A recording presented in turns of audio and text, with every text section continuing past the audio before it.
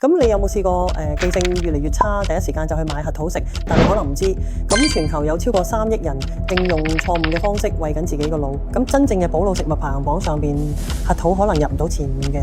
當你感覺思緒卡頓，講嘢唔記得頭，係咪第一個反應就係補翻啲核桃先？咁甚至有啲人仲會成日煲核桃湯、核桃糊，以為食得多就會靈光啲。但其實呢，大腦真正需要唔係單一營養，而係多樣化嘅支持。淨係靠核桃根本唔夠力。點解咁講？因為大腦要運作得好呢，最需要4樣嘢。第一呢，就係卵磷脂，呢個係腦細胞傳遞信息嘅核心原料，主要嚟自蛋黃。一日1到2隻全蛋，加埋100克黃豆，就夠1000毫克嘅卵磷脂。第二係 DHA 呢種奧米加3脂肪酸，佢係大腦神經細胞嘅建築材料。深海魚好似青花魚、沙丁魚入邊最豐富，每星期食200克左右，揀巴掌大細嘅魚就最好，又有營養又唔怕重金屬。第三呢係活性葉酸啦，紅莧菜入邊嘅葉酸含量咧係菠菜嘅3倍，100克咧已經有成400微克，但記住要急火快炒啦，唔好超過3分鐘，因為葉酸怕熱又怕鹽，煮得耐會流失一半。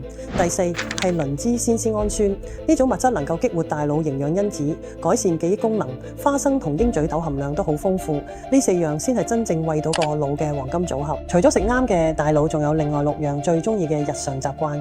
第一係瞓得好，你瞓覺嗰陣，大腦會啟動清潔系統，將成日累積啲代謝垃圾全部掃走。第二係做運動，尤其係協調性運動，能夠刺激大腦分泌神經營養因子，等腦細胞連接得更緊密。第三係食得啱，深海魚、藍莓、西蘭花係大腦燃料，但糖同超加工食品就係隱藏殺手。第四係講正面說話，你對自己講嘅每一句說話都冇神經層面塑造緊你。第五係每日冥想10分鐘，好似幫個腦關咗幾十個後台程式咁，運行速度即刻快返。第六係每星期學幾新嘅，學幾個外語生字，成道新菜，甚至學個樂器指法呢，啲新鮮感會刺激大腦保持年輕。呢啲全部加埋就係一套俾大腦嘅升級套裝。科學餵養大腦，唔單止係延長認知壽命，更加係重寫你生命嘅質量。從今日開始，將蛋、深海魚、莧菜同種子類食物加入你每日嘅餐單。記住，你食落肚嘅每一啖嘢都係悄悄塑造緊個腦嘅未來狀態。